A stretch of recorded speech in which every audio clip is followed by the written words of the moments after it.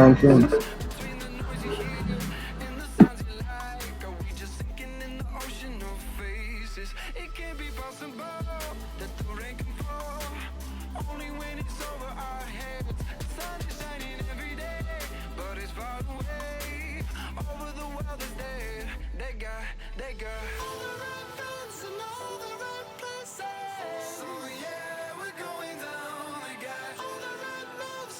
So my screen is visible.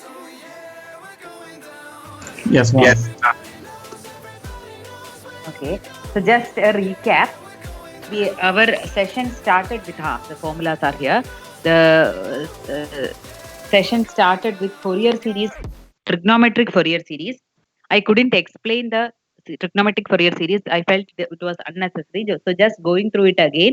Trigonometric Fourier series, the expansion is as shown. It is for periodic signals. GP of t. Can you see my pointer? Yes, ma'am. Okay. Yes, ma'am. GP of t equal to A0 plus 2 sigma n equal to 1 to infinity an so cos terms and plus sine terms. And the cosine and the sine terms which are orthogonal basis function. Okay. And the way to calculate A. Why is it echoing? Hello. Ma'am, could you please ask everyone to mute themselves? Yeah, I will. I'll only do that.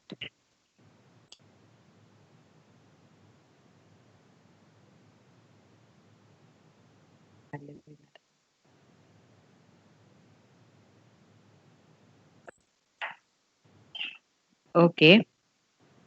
So cos and sine terms are the basis functions.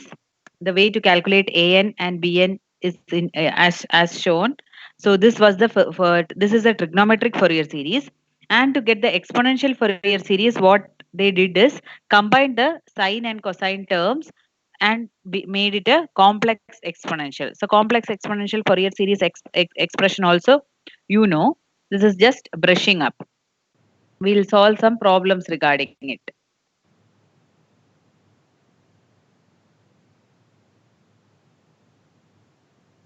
And to remind you again,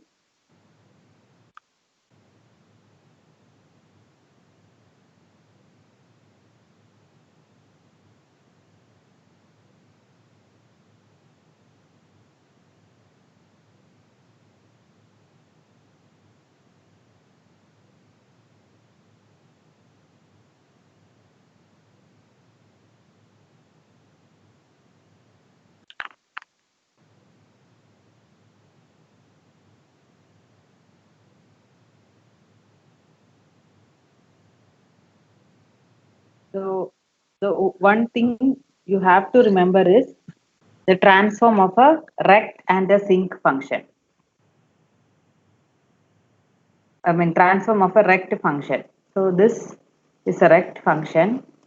A is the amplitude. It is extending from say minus t to minus say minus t by 2 to t by 2, and the transform of that, if you're taking the Fourier transform of it will be a sinc function. And how does the sinc function look like?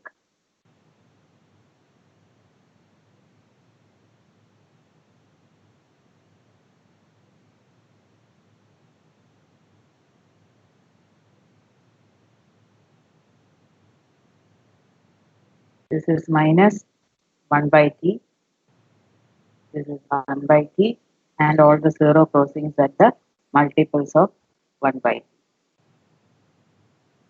So this will be the sinc function. And remember that a rect t by t, capital T, that denominator shows that the duration of the rect pulse is capital T, will be equal to AT sinc FT. So this is the standard transform which you need to know. Am I audible? Is it okay? Yes, ma'am. Yes, ma'am. Okay. Okay. So this is a rect. So now let us solve one problem.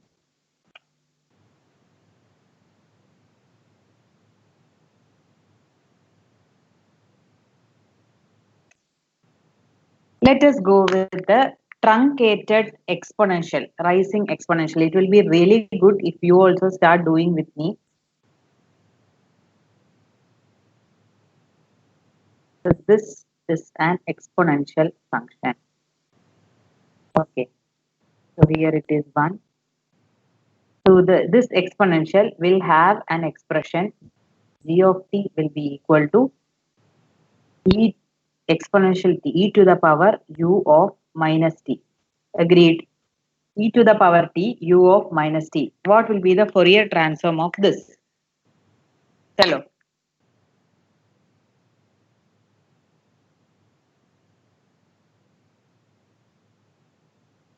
E to the power t u of minus t.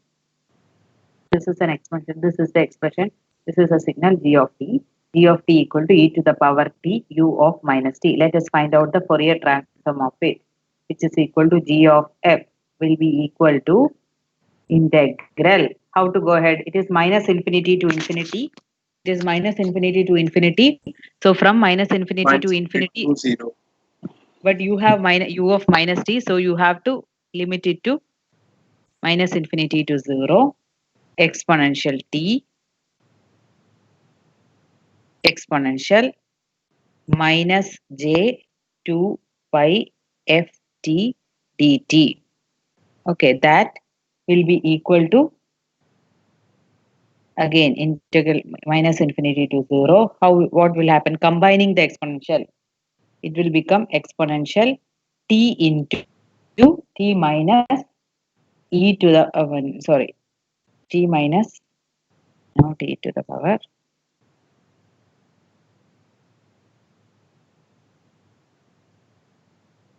j 2 pi f t dt, and this will be equal to combining it, applying the limits, you will get it as 1 by 1 minus j 2 pi f. Okay, is it okay? So exponential t u to the u of minus t will have an expression exponential e to the power t u of minus t will have g of f as 1 by 1 minus j 2 pi f. Okay.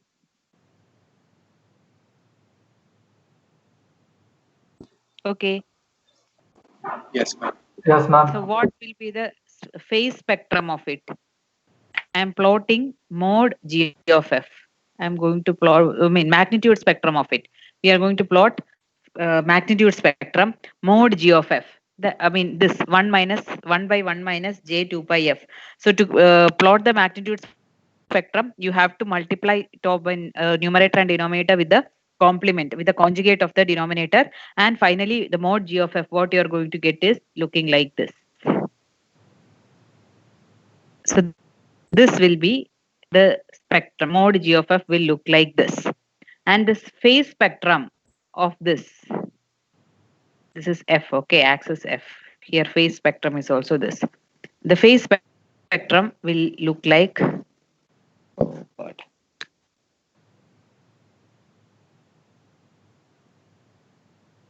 I'm rubbing this.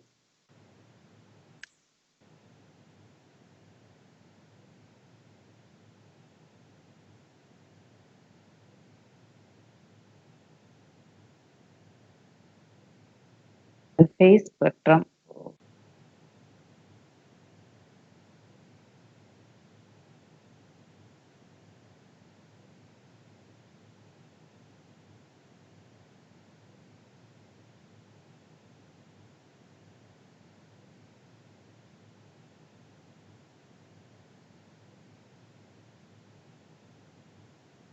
So the phase spectrum look like this. The magnitude spectrum look like this. So this is for e to the power minus t u of e to the power t u of minus t. So it is a rising exponential, but a truncated rising exponential. Whereas, let us look into another function, similar function, g of t equal to, so let us take uh, g dash t, which is equal to another falling exponential, truncated, decaying exponential, e to the power minus t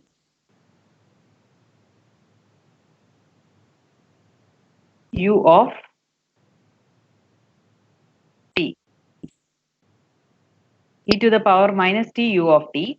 That also, if we are finding g dash f, the Fourier transform, the same way, integral 0 to infinity, g dash f will be integral 0 to infinity e to the power minus t into e to the power minus j 2 pi ft dt. Okay, and finally it will reach as 1 by 1 plus j 2 pi f. And the g dash f, if we are plotting the spectrum, it will look like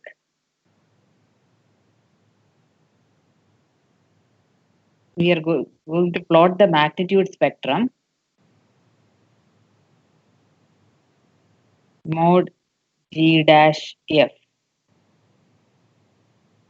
It will be the same as that of this other signal. The phase spectrum, but will look like the opposite.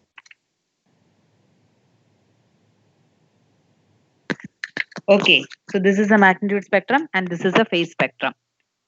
This is for g of t is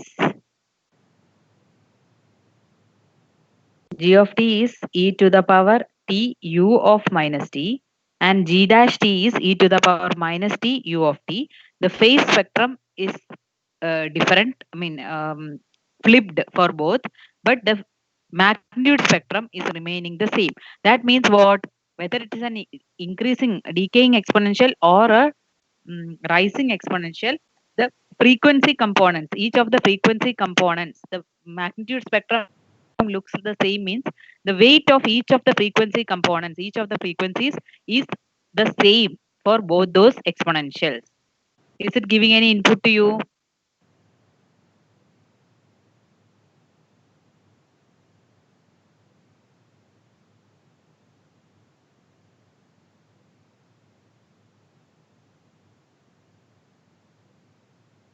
Am I audible? Are you with me? Yes, ma'am. Okay.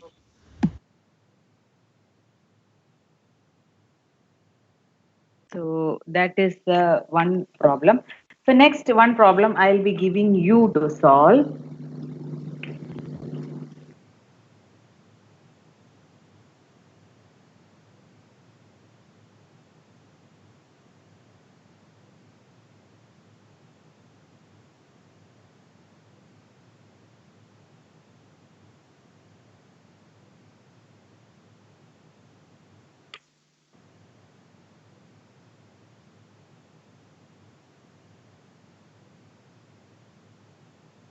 Find the Fourier transform of.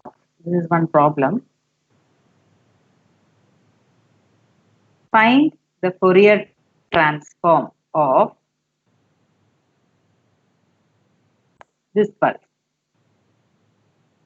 Is extending from 0 to t.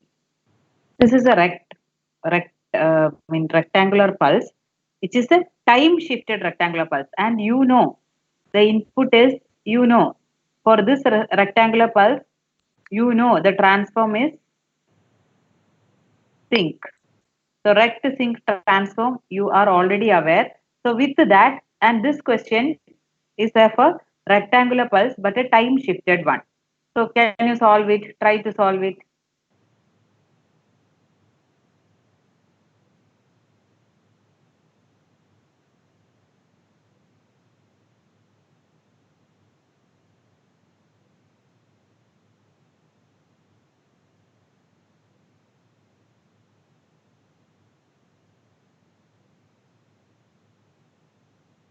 Rect function is having Fourier transform as sinc. So if so, this is a shifted rectangular pulse.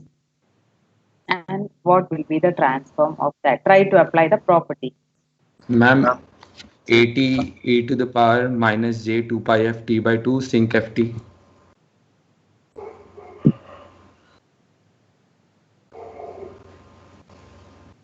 Hello. Yeah. Ma'am, 80 e to the power minus j 2 pi f t by 2 sinc ft.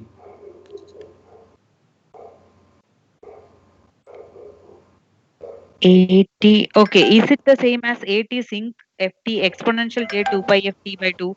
Yes, ma'am. Yeah. So the thing is g of t.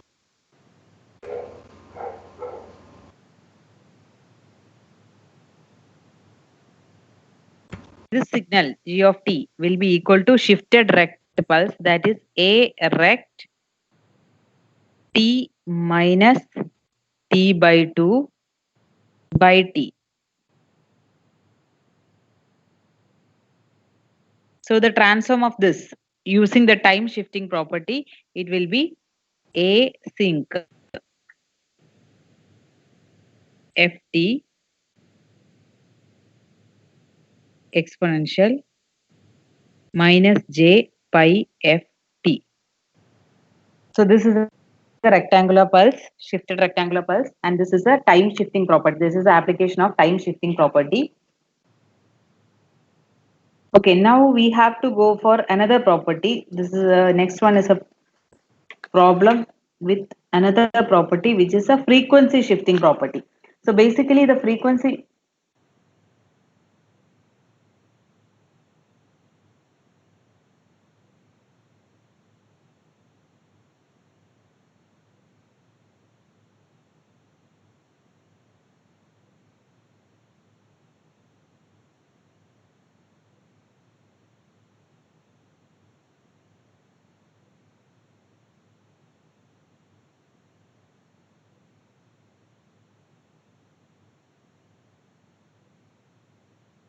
the next is frequency shifting property. And what is frequency shifting property? Let me just explain it again. G of t, suppose G of t is having a transform capital G of f.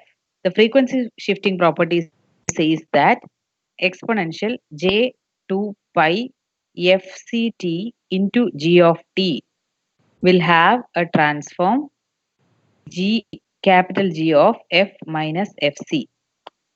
So this is very important property with respect to modulation. So exponential, just have a look on it. I mean, how and where it will be used will, I mean, it is coming in the next following sessions. But this is a frequency shifting property. So with that, can you solve the problem? Question. Ma'am, I'm sorry to interrupt, but in the previous question, shouldn't the exponential have been raised to the power t by 2 because it's being shifted by t by 2, right? Yes. A t sync uh,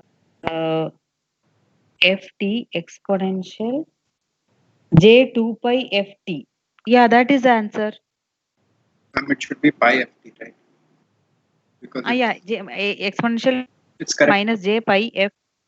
Yeah, it's correct only. It's correct. I'm asking, should it? I mean, it's being shifted by t by 2, right? The rect But function is being shifted by t by 2. but exponential 2 pi, that 2 is not, I mean, that 2 got cancelled. I wrote exponential minus j pi ft. Ah, yes, I misread that. Okay. So this is the frequency shifting property.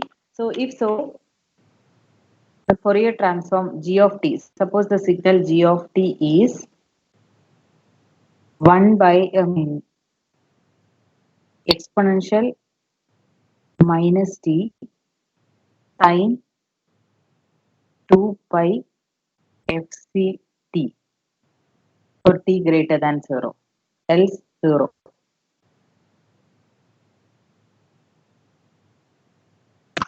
So Can you try to solve this?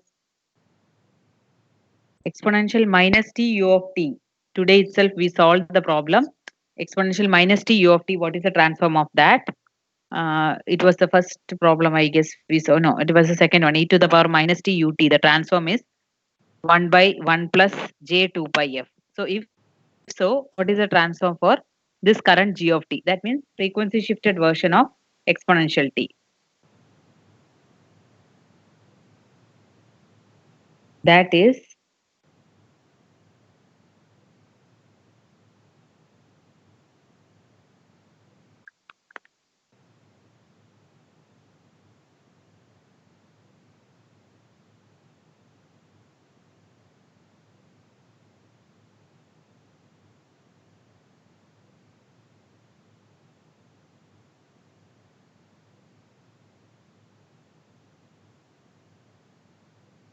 so that how to address sine 2 pi fct will be equal to this. You can write as 1 by 2j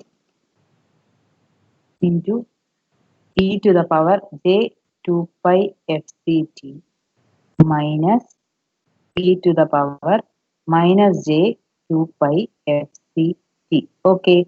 So always wherever the sine or cos is found, you can convert it to exponential. And this is sine 2 pi fct.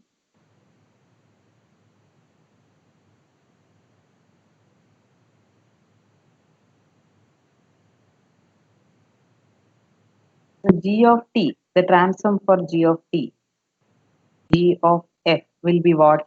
Just applying the frequency shifting property, g of f will be equal to 1 by 2j 1 by 1 plus j 2 pi f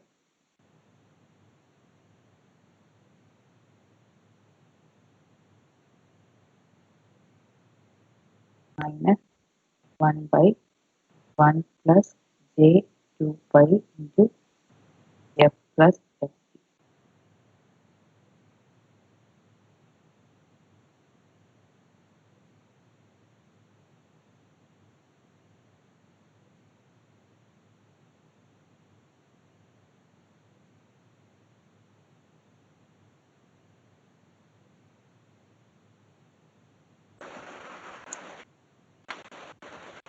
Okay. Excuse me, ma'am. Yeah. Ma'am, can you explain again how we get the final answer? What? Can you explain once again how we got this final answer? See this property, this exactly this property. G of t is having a transform g of f minus, I mean exponential j 2 pi fct into g of t is having a transform capital G f minus fc. Then how will be this? Exponential minus t, you know the transform. Exponential minus t u of t is having a Yep. transform 1 by this this we solved today morning. E to the power minus t u of t is having a Yes. transform 1 by 1 plus j 2 pi f. Yes. So just applied this property. F became f minus fc. 1 by 1 by 2j is there common. Yeah. Yes. Ma'am. Okay.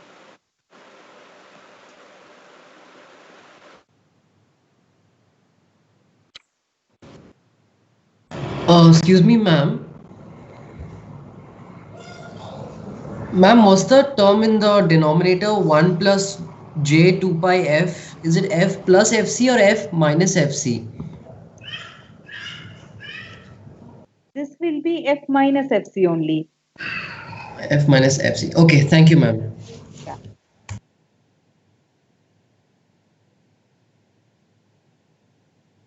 Shall I rub this?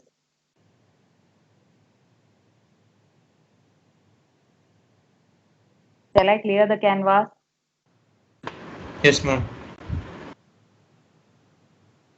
So next, one more problem.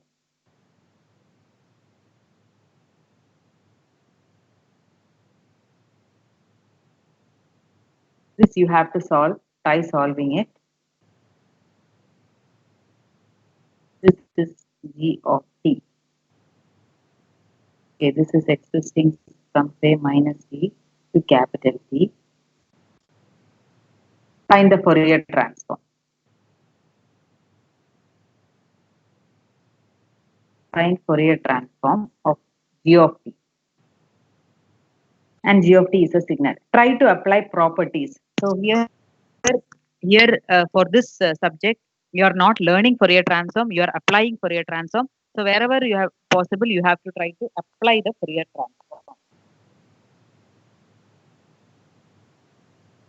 Given on the y-axis. Hmm?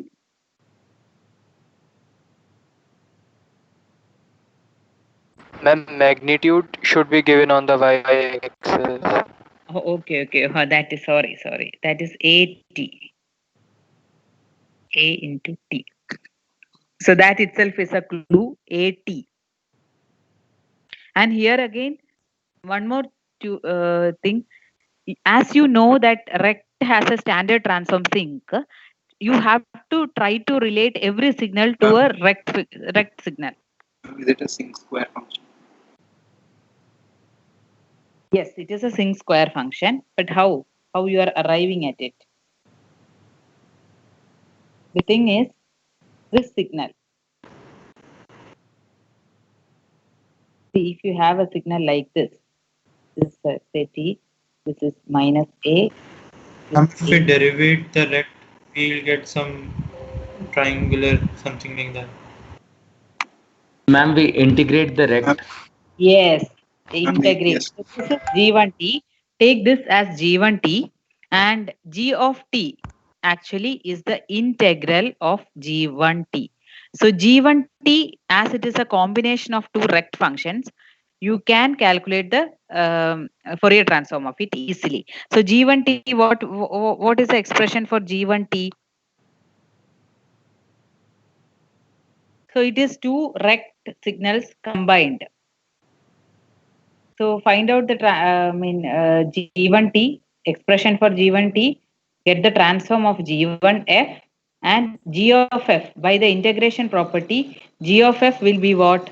G of f will be 1 by j 2 pi f into G dash f or G1f. So as what is the integration property saying? Integral G of t minus infinity to t.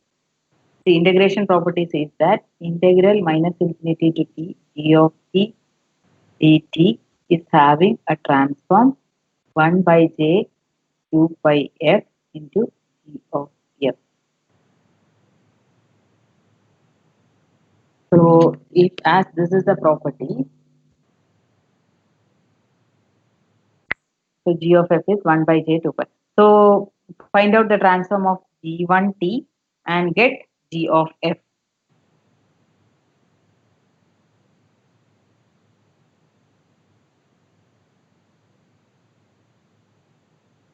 So here G1F we will be 1F. You will get as, while solving you will understand 2J AT sync FT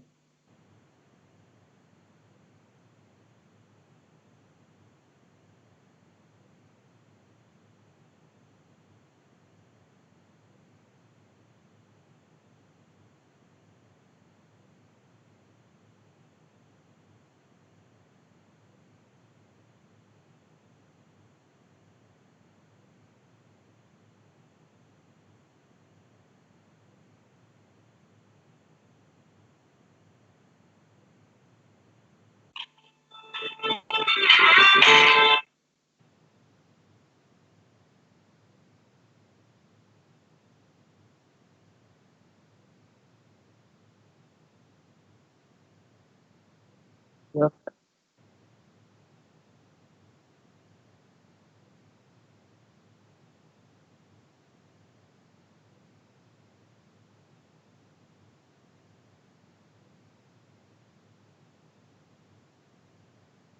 G1F. G1F will be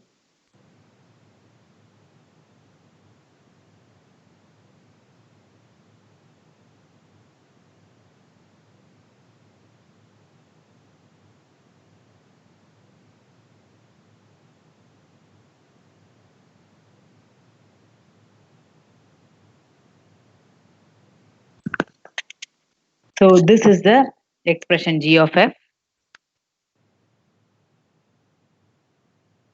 property of Fourier transform, applying it.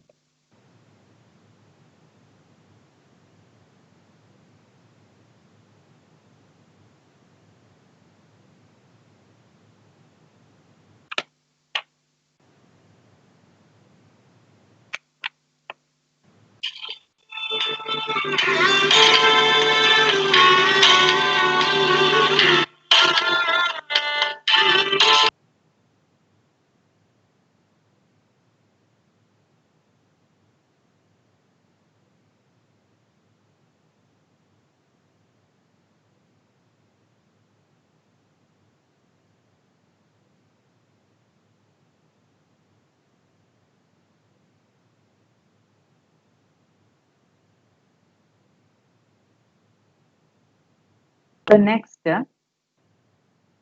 another problem.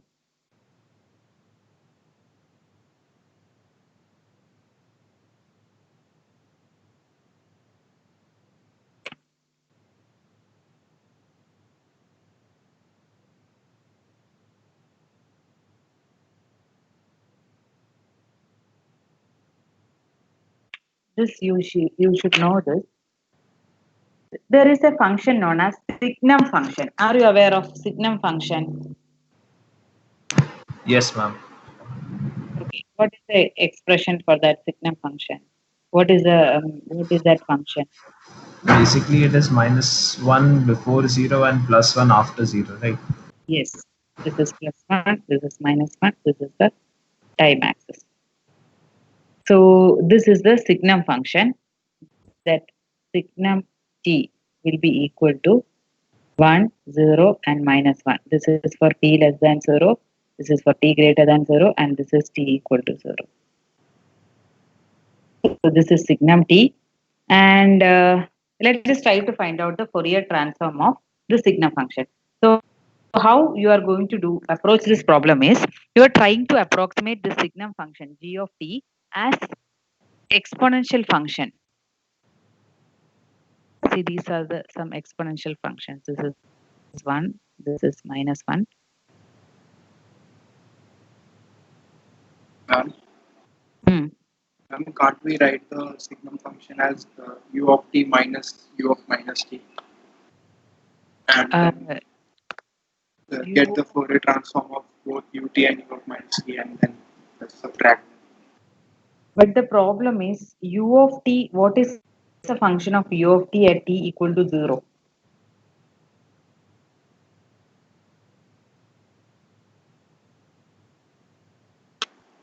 Ma'am, isn't one only like u of t? U of t is 1 at u equal to 0. It starts from 0, right? Both u of t and u of minus t. So if you subtract the values at u of t and u of minus t, it will still be 0. So it is valid. Actually, the step function u of t in terms of Signum function, if you are writing, u of t will be 1 plus Signum t by 2.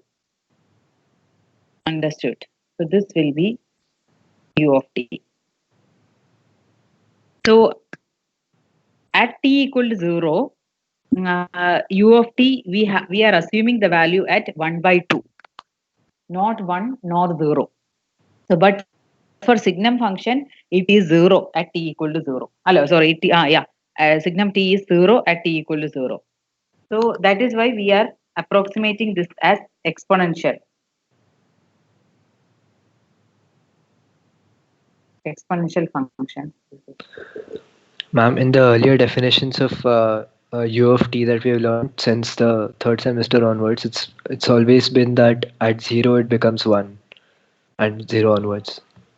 Yes, ma'am. Because if u of t is 0 at 1, it is 1 at 0, and u of minus t is also 1 at 0, then if we subtract them, ma'am, we'll get the Signum function itself, as it is given in the definition.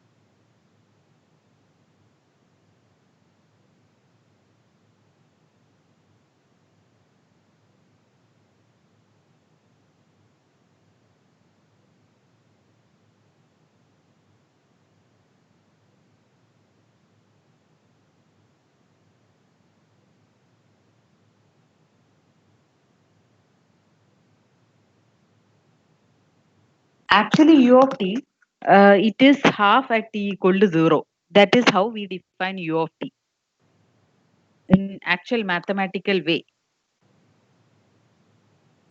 And the definition of u of t, that itself is coming from the signum function.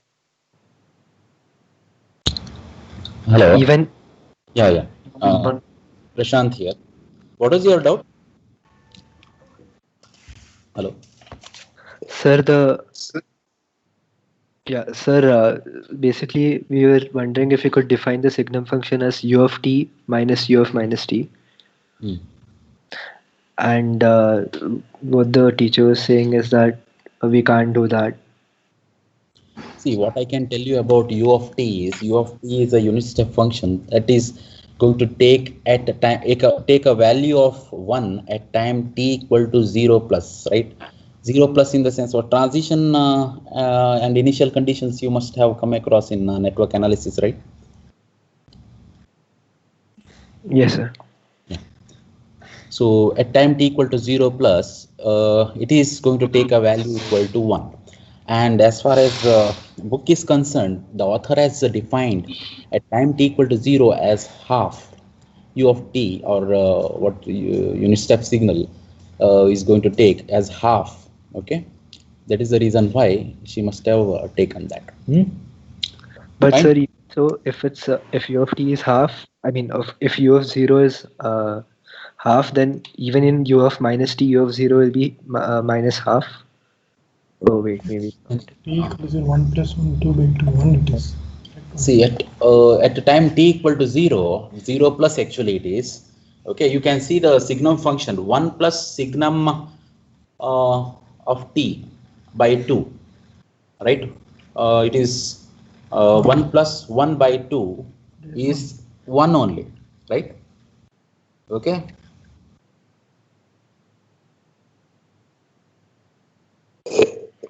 Yes, sir. Yeah. See, just see Basically, the expression over there. Everyone, please listen.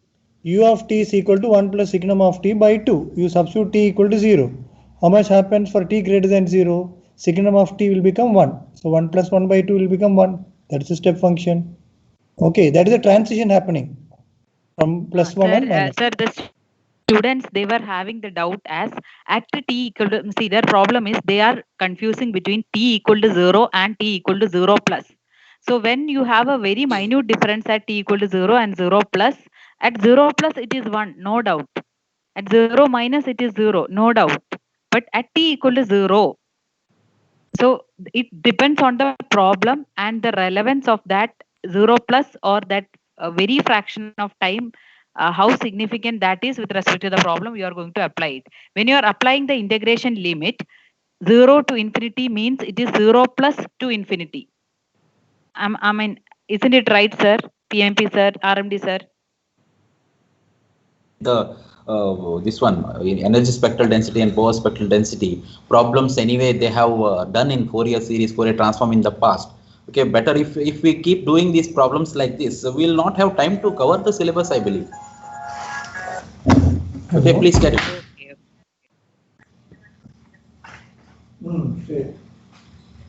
Okay. So let us faster.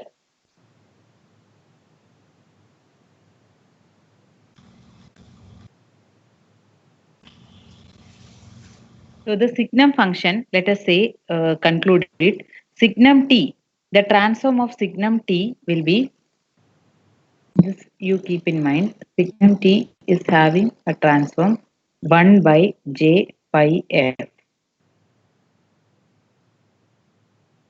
So this you take a note. The signum t is having a transform 1 by j pi f, and applying the duality property, you will have 1 by pi t. The transform will be minus j signum f.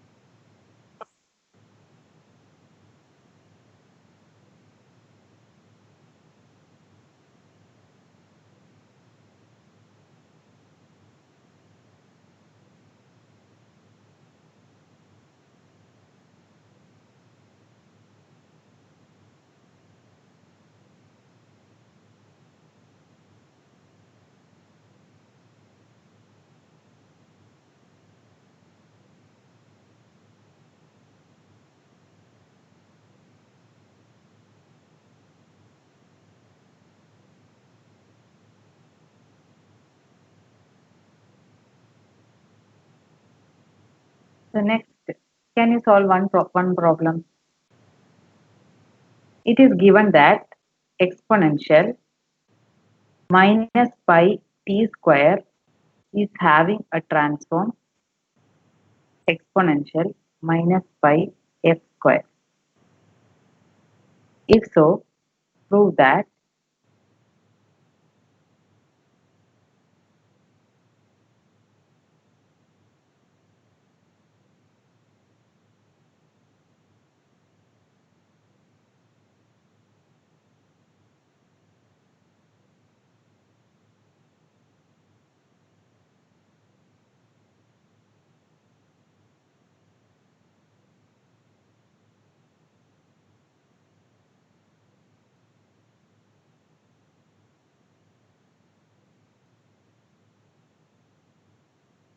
so can you try proving this?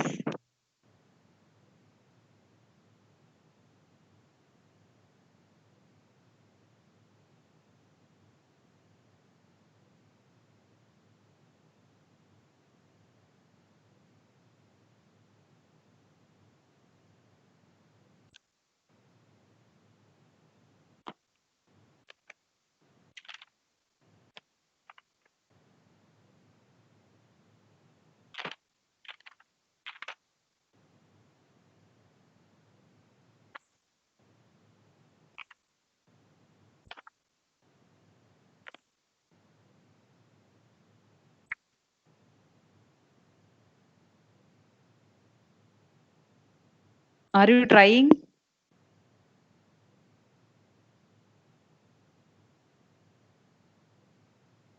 Hello. Are you trying?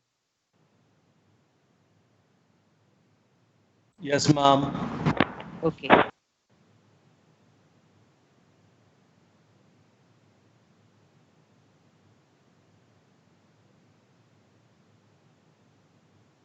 You can use a constant a and just use it as 2 pi tau.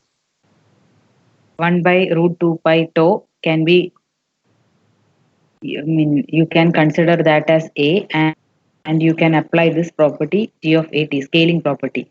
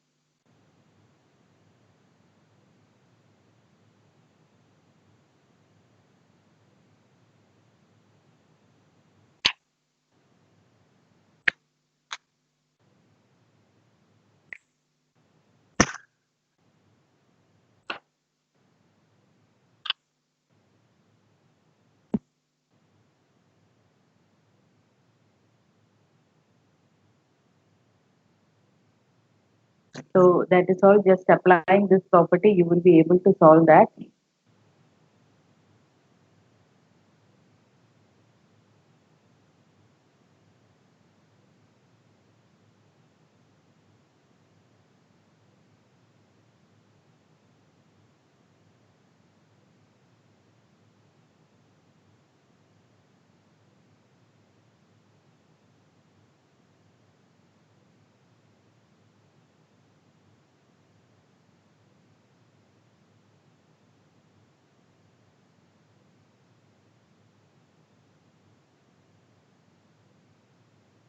So determine the Fourier transform of this. Is a signal g of t. Find the Fourier transform of this. So we already have the property a rect t and a sinc ft. This you have to apply a rect t by t.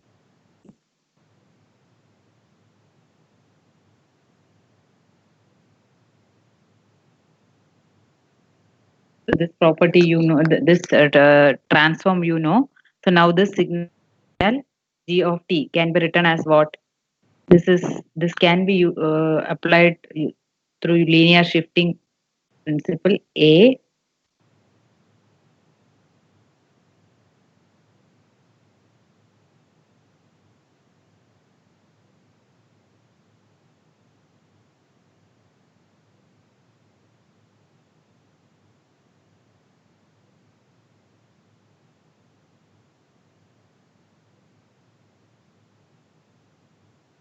So now apply the transform to it, and g of f, find capital G of f. G of f will be equal to, directly apply the transform for each of these, and the final answer will be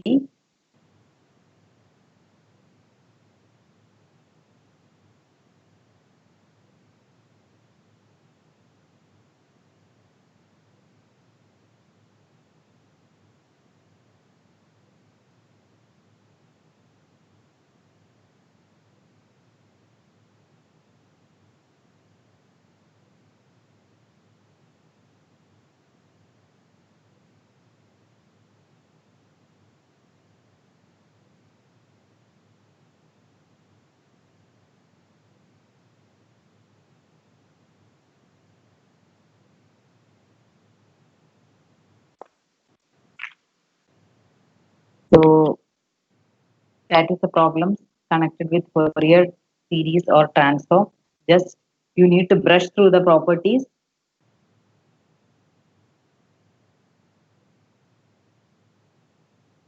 Is it okay? Shall I rub this?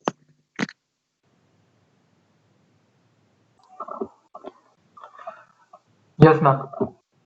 Okay. How is the pace of the class? I mean, can you just give some comments? Should I be faster, or this is okay, or should I slow down?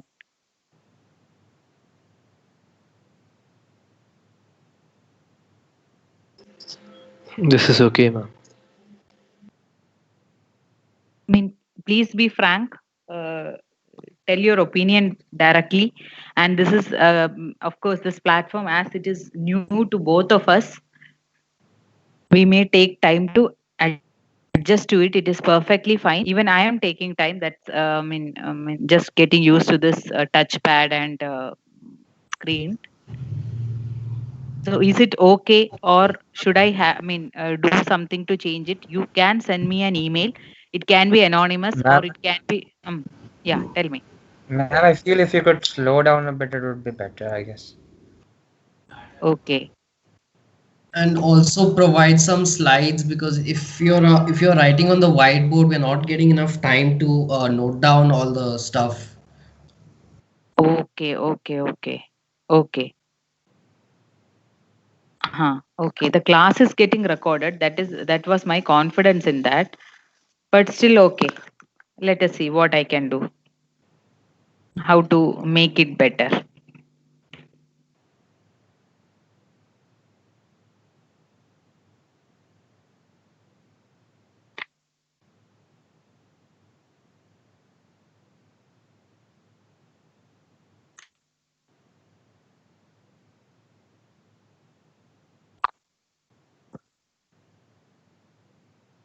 So now let us move to the next topic, which is energy and power spectral density, and problems related to energy spectral density and power spectral density.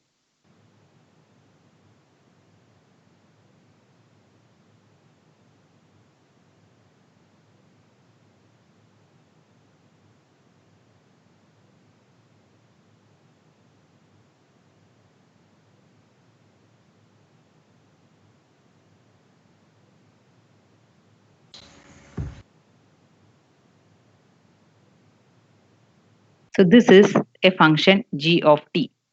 Find the autocorrelation ACF, autocorrelation function for g of t.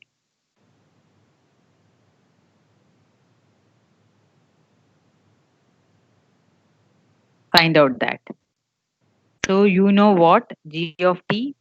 G of t is having g of t, the transform, Fourier transform of g of t will be capital G of f. If we represent like that, what will be psi g of f? Psi g of f will be the energy spectral density for a signal. Psi g of f will be mod g of f the whole square. As we saw in the last class, psi g of f is mod g of f the whole square. And one more thing what you know is this autocorrelation function that we represent as Rg tau. Rg tau and psi g f are transform pairs.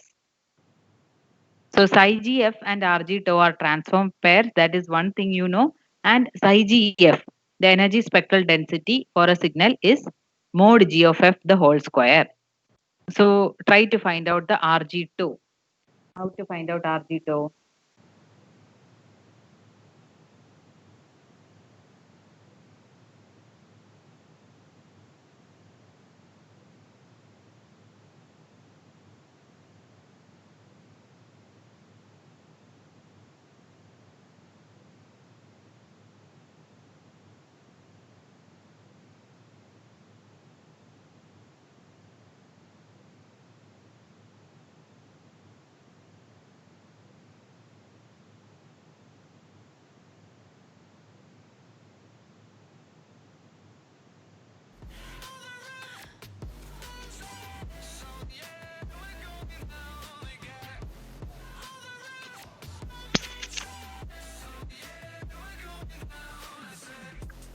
So what will be if this is the case mod g of f square for this psi g f, the power spectral density or the energy spectral density for a signal a sync 2 omega t. I mean, can you say what will be the spectral density? A sync 2 omega t is what kind of signal?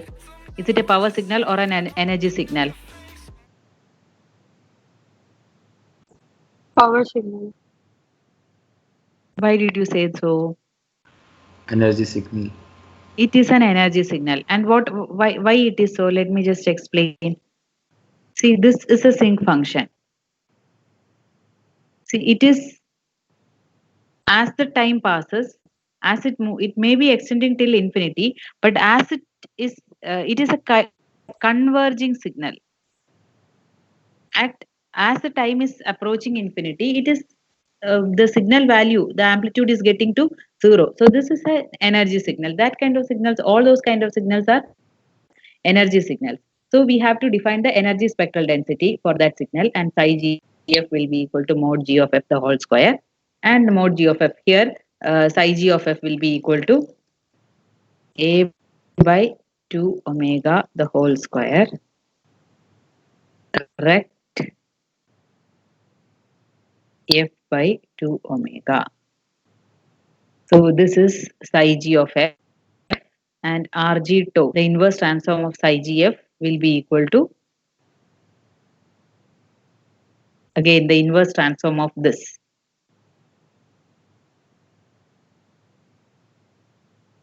So that right now if I am writing, it is a square by 4 omega square, and the correct f by 2w, that transform will be sync 2 omega tau.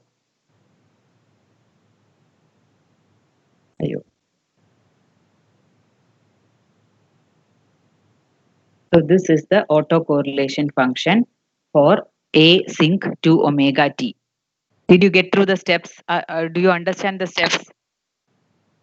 Only the points which I need to, the concepts which you need to be clear is psi gf. First thing, this is an energy signal. So we are defining energy spectral density. Energy spectral density expression is mod g of f the whole square, and Rg tau, the autocorrelation function, and energy spectral density are Fourier transform pairs. And this is the energy spectral density for this mod g of f square, and Rg tau will be inverse transform of this, that is a square by 4 omega square sync 2 omega tau. So this is the energy spectral density.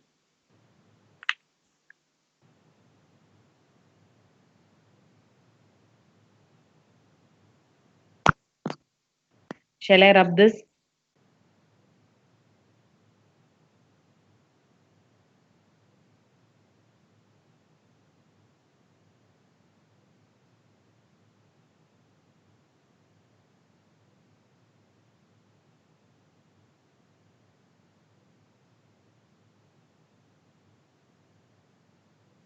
Hello. Can I rub that? Did you copy it?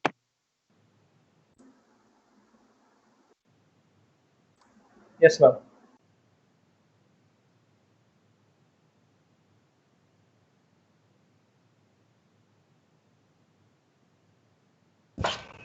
Ma'am, Mm. isn't RG of tau supposed to have a different coefficient? Isn't sync supposed to have a different coefficient?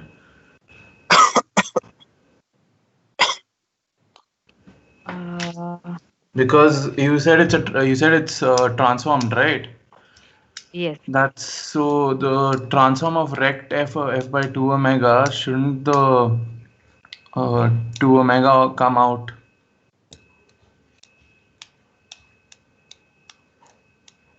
A sync 2 omega. A square. Yes.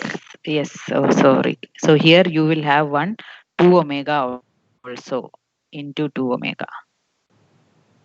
Is that okay? Yes. So A square by 2 omega into sync 2 omega 2. That will be the final result. A square by 2 omega into sync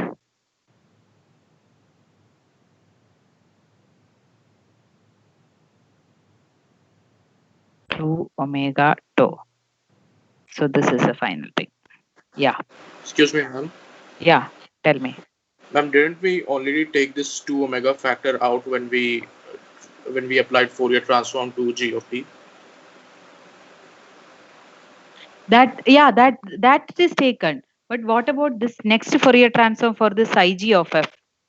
See, g of t, you took the Fourier transform and you got g of f. Yes. So mod g of f will be a by 2 omega rect f by 2 omega. So mod g of f Yes. square, Got it, we ma'am. are Got it. actually a rect function square is a rect itself. So that is why we are not putting a square over here. A Yes. by 2 omega. Yeah. Okay. Yes, sir.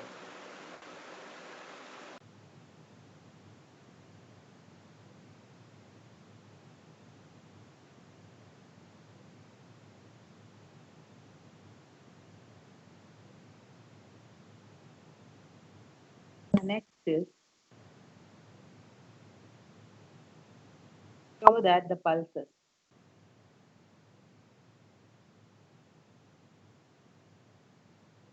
you have two pulses. By 2 a.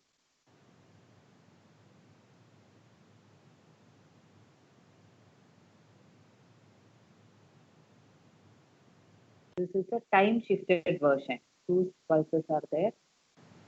Time shifted pulses. To show that this is G1t, this is G2t. So show that the pulses G1t and G2t have the same energy spectral density.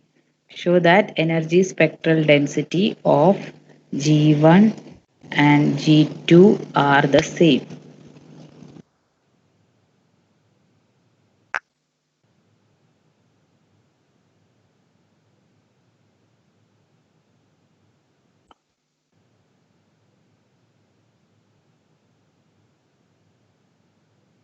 It will be a long problem.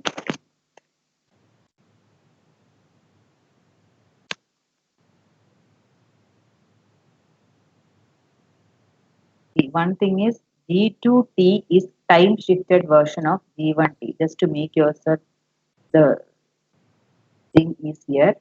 G2t is a time shifted version of G1t, and so hence is G2f.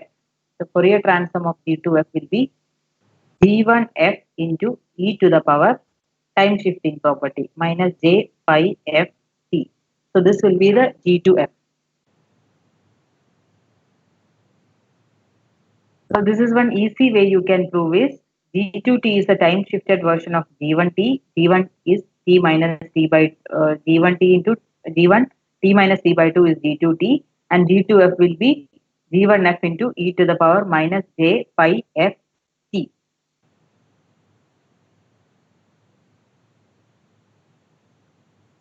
So here itself we can actually say mod of G2F will be equal to mod G1F into mod e to the power minus j pi f t.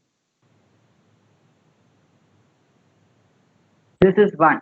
E to the power minus j pi f t. Mod is 1. So G2F and G1F.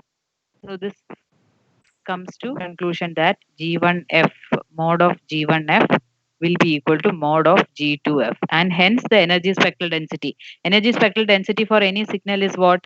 Energy spectral density psi g will be equal to mod g of f the whole square. And so mod g of G2F and mod G1F of will be the as those two are same, psi G1F and psi G2F will be the same. So this is the easiest way to prove, but not necessary. You can find out mathematically. You can find out G1T. You know, it is the signal will be cos pi t into pi t by t, that into a rect function. You're multiplying a cosine signal with a rect function from minus t by 2 to t by 2, and that will be G1T. And you can find G1F and find G1F square, and you can find out G2T also, and the transform of that G2F and the mod G2F square, and hence that way also you can prove. But this is the just using the property we are proving that both are the same, energy spectral density are the same. Ma'am, could you once again explain how you show that G2F and G1F are equal? Because I can't figure out how what happened to the exponential term there. E to the power j theta is what? Cos theta plus j sin theta. Okay. Yes, ma'am. And mod of e to the power j theta, anything mod, what you have to take? It will be the cos square theta plus sin square theta, root of cos square theta plus sin square theta. Yes, ma'am. Yes, ma'am. I got it. So that is how it is one. Got it? Yeah. Okay.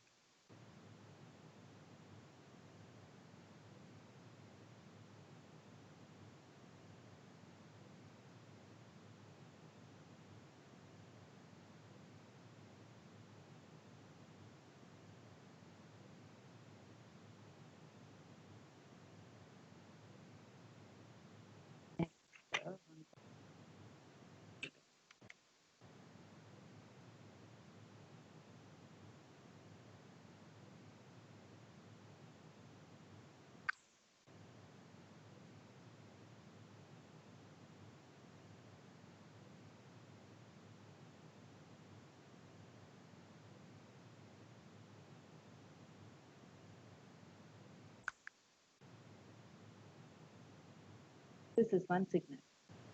The truncated signal, that is by A exponential j2 by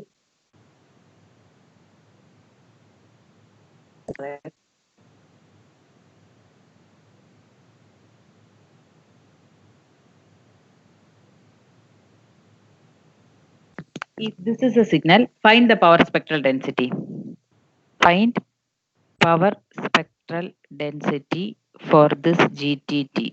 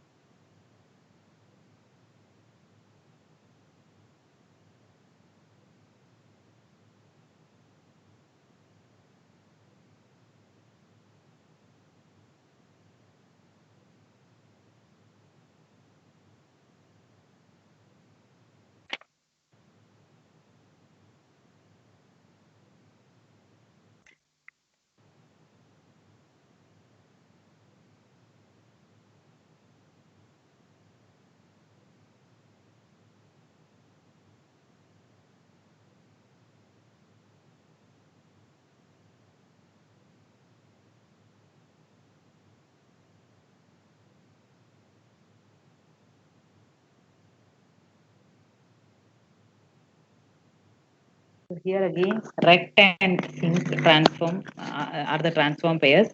So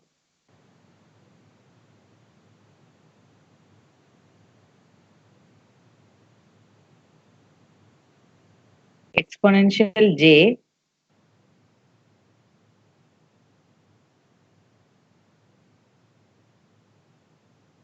two pi fct a rect t by 2t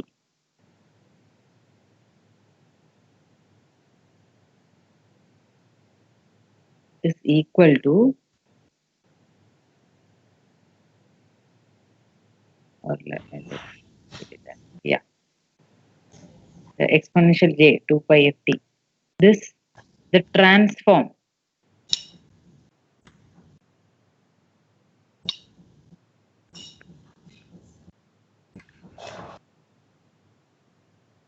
is 2at sinc 2t into f minus fc.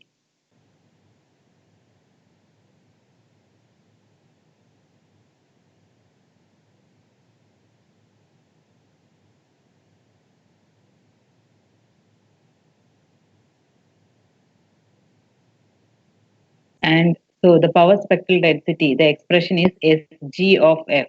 The power spectral density expression is Sg of f will be equal to limit t tends to infinity 1 by 2t mod g of f the whole square.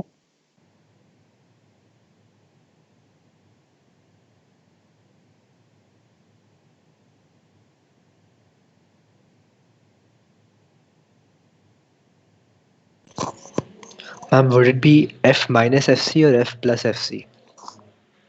It will be f minus fc.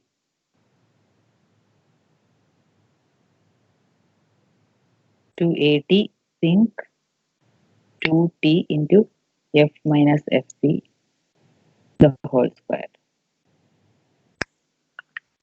So this will be the power spectral density.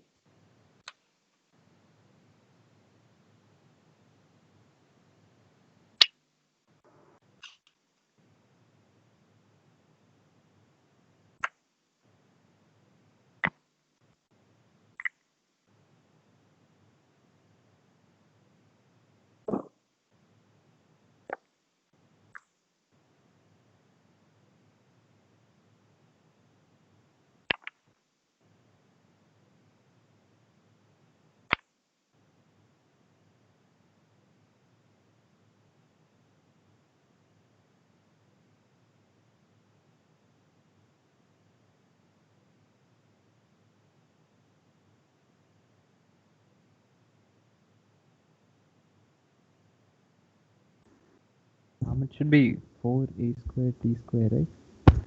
On the right hand side. I mean, mathematically, maybe it can go here or there, one or two values, but I got it 1 by SGF is mod G of f the whole square. Yeah, 1 by 2t into mod G of f the whole square. Okay, this square is for the whole bracket. This bracket. Okay, ma'am. So next.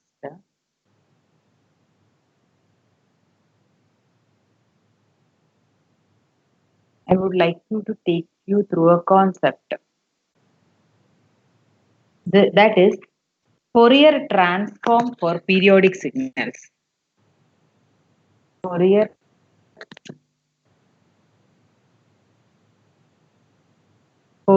transform for, it's not a problem. It's Fourier transform for periodic signals.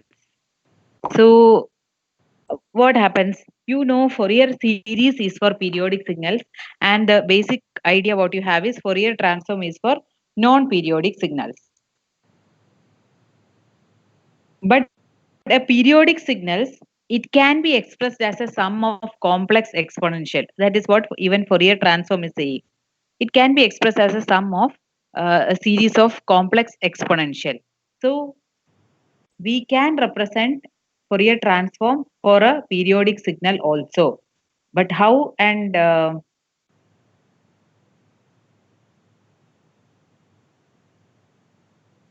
how it is this GP of t. Say GP of t is a periodic signal and it is expressed like this is Fourier series exponential Fourier series 2 pi nt by t naught if t naught is a time period.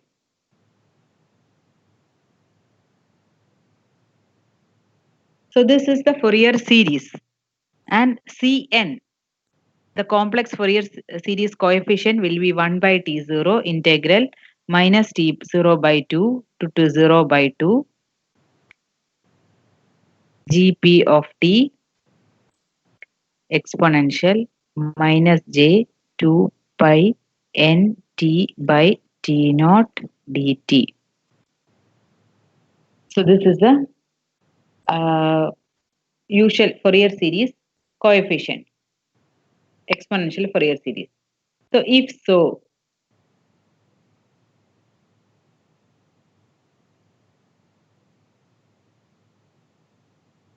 take a signal g of t, which is equal to gp of t, which is the periodic signal gp of t, say from t0 by 2 to minus t0 by 2 to t0, 0 else. And we are writing g of t, you are just taking one pulse from the periodic signal gpt. See, suppose this is my periodic signal. This is my repeating signal. Okay. Okay, gp of t from minus t0 by 2. So this is say gp of t. And I am taking just one part and saying that this is g of t. Okay, say this is from minus t0 by 2 to this is value is t0 by 2. So this is the actual periodic signal gp of t. It is continuing and just one cycle of it I am assuming that as g of t. Do you get the expression how I wrote it? Then I am trying to write gp of t in terms of g of t. gp of t will be equal to sigma m equal to minus infinity to infinity g of t minus m t naught. So this is the g of t, you are assuming it as a generating function. This is a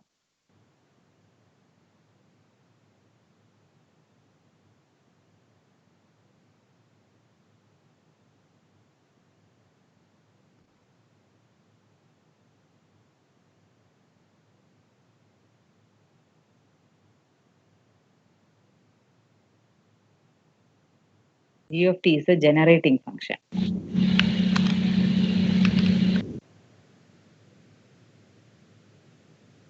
Okay, you are taking g of t as a generating function and that generating function on a repeated basis, repeated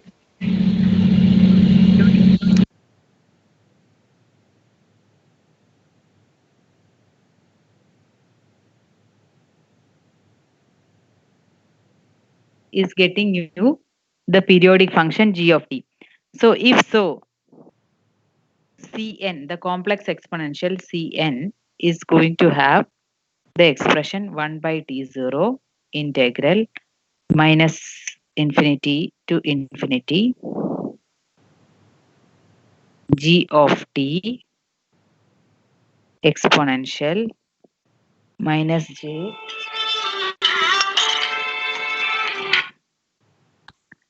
minus j 2 pi n t by t naught into dt. And this is going to be equal to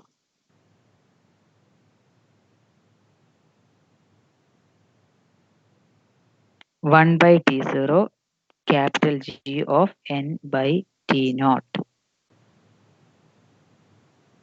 where this is g of n by t naught is a Fourier transform of gt.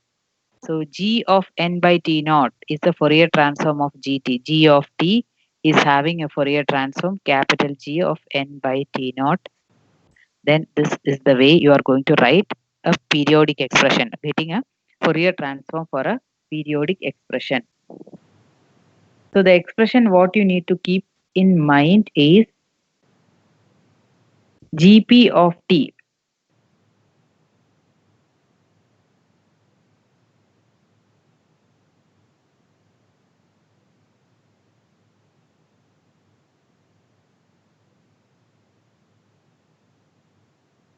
A periodic signal GP of T can be written as a shifted version of a non-periodic signal.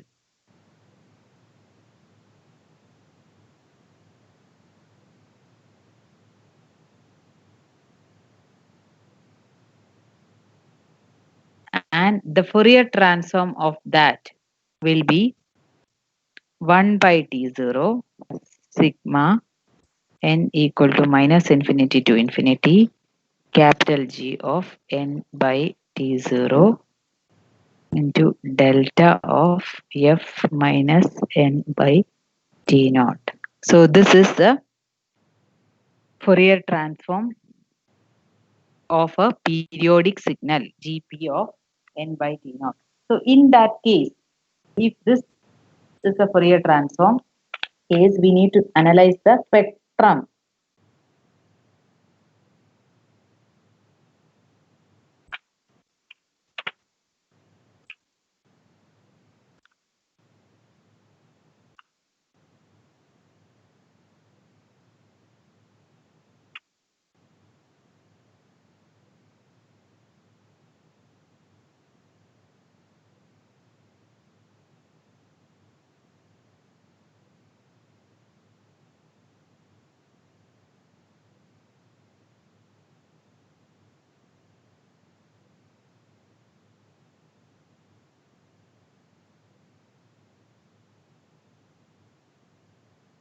So the spectral characteristic of a periodic signal, GP of T, it's expressed like this. The power of the signal is 1 by T0 integral minus T0 by 2 to T0 by 2 GP square T, and the power spectral density SG of F will be mod n equal to minus infinity to infinity mod Cn square delta F minus n by T naught. That is by the using the formula for the power spectral density, and the expression will be mod Cn square delta F minus n naught, n by T naught. And according to the Parseval's, so this is known as a Parseval's power theorem. You are just taking the mode of Cn square, summation of all those coefficients for at the different frequencies are giving you the power. Mod Cn square n tending from minus infinity to infinity. This is known as Parseval's power theorem.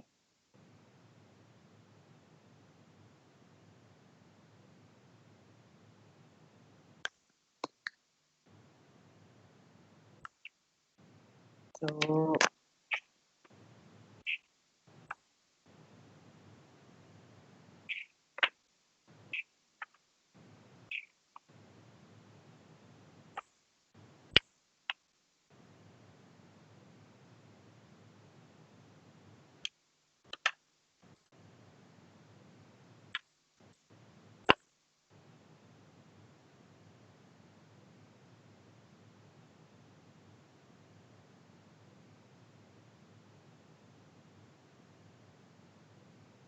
So let us solve the last and final problem, and next class we'll be going ahead with modulation. So this is for your homework. GP of T will be equal to A cos 2 pi FCT plus theta. And T0 is 1 by FC. Okay. Find power spectral density and autocorrelation. A cos 2 pi FCT plus theta is GPT. Find the power spectral density and autocorrelation function.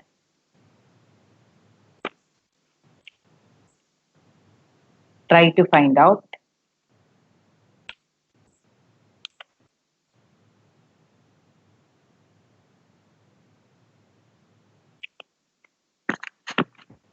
next class we will go ahead with modulation. By that time I'll just give you a brief idea about modulation.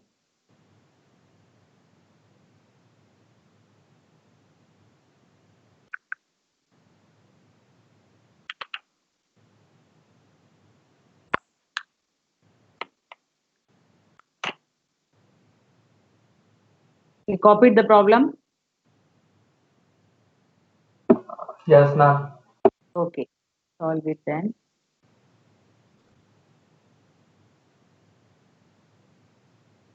Camera is not working. Don't know for what, how it is. So next heading actually is modulation. It is one of the main topics in communication. And can we just have a brief discussion about modulation? Into the details we will go ahead later. But basically, what is modulation? And what is the need for modulation? Any idea? You have learned it previously. So basically, what is modulation means? You have a signal. Suppose communication. What do you mean by communication? You are communicating some signal from one place to another. Modulation is using some sort of other higher frequency signal to take your current data and change that carrier signal and then transmit it. And the reason why we need to use modulation is because sometimes whatever medium you are transmitting through, or whatever equipment you have, can only support a very high frequency of the input signal. So that is why we need to use modulation to encode our data or whatever it is into a high frequency signal, which is then transferred. It is correct, except for very some part. So we can have devices which can transmit low frequencies also, or we can process low frequency also. But the problem with a low frequency signal is that while transmission, it is more prone to noise. A low frequency signal gets affected by noise more than that it gets more than the effect of noise on a high frequency signal. So basically, in short, high frequency signal can be more resistive to noise. Not that's not the right word, but still low frequency signals are more prone to noise. So if we have a high frequency signal transmission, better is the better is the reception. That means noise effect will be less. So that is one point. And another thing is that height of an antenna required for transmission depends on the signal in which the signal of the transmission. So if we are transmitting at a higher frequency, the length of the antenna is always proportional to lambda, wavelength. So that means it's inversely proportional to frequency. So for high frequency signals, you need a lower length antenna. Of course, that is very much advantageous to us. So to reduce the length of antenna also, we do modulation. So after modulation, what is modulation? You are changing some parameter of the higher frequency signal. You have a high frequency signal, you have a low frequency signal. Some parameter through some way, you are coding the higher frequency signal in such a way that the message signal, the lower frequency signal, what we have is coded in that. Somehow, some parameter of your higher frequency signal is getting coded using the lower modulating signal. So that is the modulating signal and higher frequency signal. So the need for modulation is, one is the reducing the height of the antenna. As I said, the height of the antenna required for transmission is inversely proportional to the frequency. So for a higher frequency signal, the antenna required in length is less. Height of the antenna, height of the antenna is a lower value, so which is very much comfortable for us. And another thing is, it can allow for the multiplexing. So more than one signal, a higher frequency signal can be modulated in using more than one or two signals and then transmitted. So using the same signals with a reduced bandwidth, we can have a better transmission.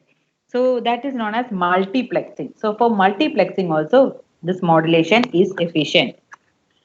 So basically, modulation is the process. You have a carrier signal. Some property of the carrier signal is changed using the lower frequency modulating signal. So if I show you that, basically there are three types of analog modulation techniques. Three modulation techniques are there analog. One is amplitude modulation or AM.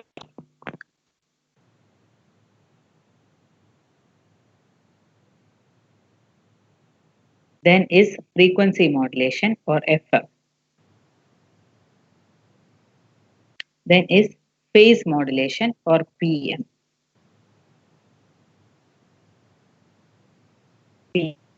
So in amplitude modulation, what happens is, see, this is my modulating signal. It is a low frequency signal.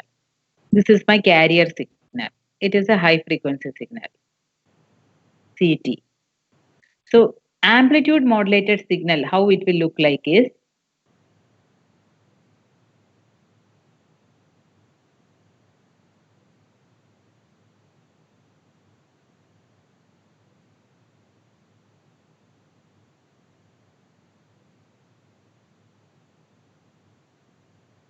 see, the maximum amplitude of the carrier. See, this is my maximum amplitude of this carrier signal. The maximum amplitude of the carrier signal is going to, otherwise it was constant. Say it was ACT, AC. This is the maximum amplitude. And this is say AM. This 0, say. This is minus AM. So AC and AM. So here, the maximum amplitude of the carrier, see here when it is normally, it's not modulated, it is a sine wave and all the amplitude of the carrier is constant. So but after modulating, the amplitude of the carrier is going to, maximum amplitude of the carrier is going to vary according to the instant value of the voltages of the modulating signal. Are you getting it? Are you getting it? Yes, ma'am. Okay, so that is amplitude modulation. And suppose in frequency modulation,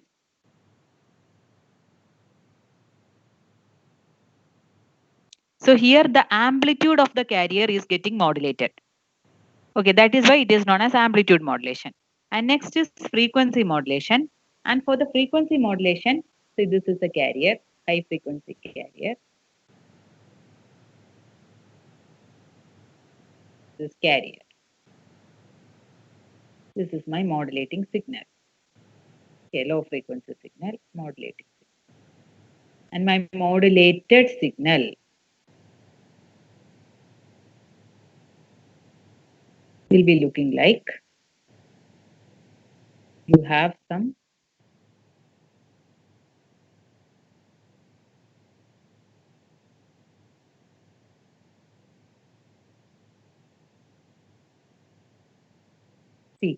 these are certain high frequency regions, these are lower frequency regions. This is not actually drawn accordingly. Here the minimum frequency component should. So whenever the amplitude of my modulating signal is at low, the frequency of the modulated signal will be low. And whenever the amplitude of my signal is high, the frequency will be high. Or it can be vice versa, okay? How you provide accordingly, according to the system, it can change. But anyway, the thing is, the frequency of my carrier will be a function of the amplitude of the modulating signal. Okay, are you getting this? Will be a function of. So that will be the frequency modulation. So basically, we will be learning two type of modulation mostly. That will be the amplitude modulation and the frequency modulation. Phase modulation is almost similar to that. That we will learn later. It is the phase of the carrier. So basically, the carrier signal C of t is having the expression AC cos 2 pi FCT. Okay, say theta plus phi. There is a phi. So when this AC is getting modulated according to the amplitude of my modulating signal, it is known as AM modulation.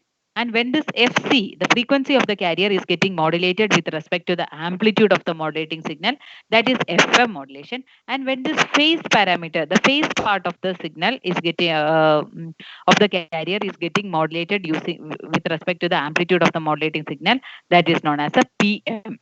Okay, so these are the main three types of modulation, analog modulation techniques: AM, FM, and PM. So we have gone to the next session, modulation. You understood what is modulation, an approximate idea about modulation, why this modulation is required, what are the different types of modulation. So shall we end today's session? We will go ahead with the more of the modulating details in the next class. Okay.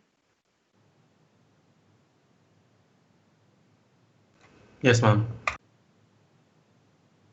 Any doubts?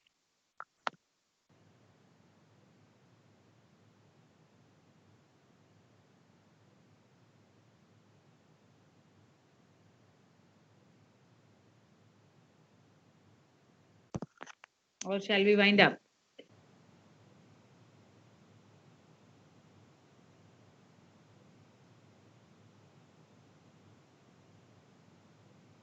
Hello. Yes, ma'am. Okay. Okay, then see you on Thursday. Just select the meeting, as the day. For Thursday, select the Thursday link as it appears. Today there was a confusion, even for me, I got confused. Okay, so bye for now. See you on Thursday. Thank you, ma'am. Ma'am, could you send the link for the recording?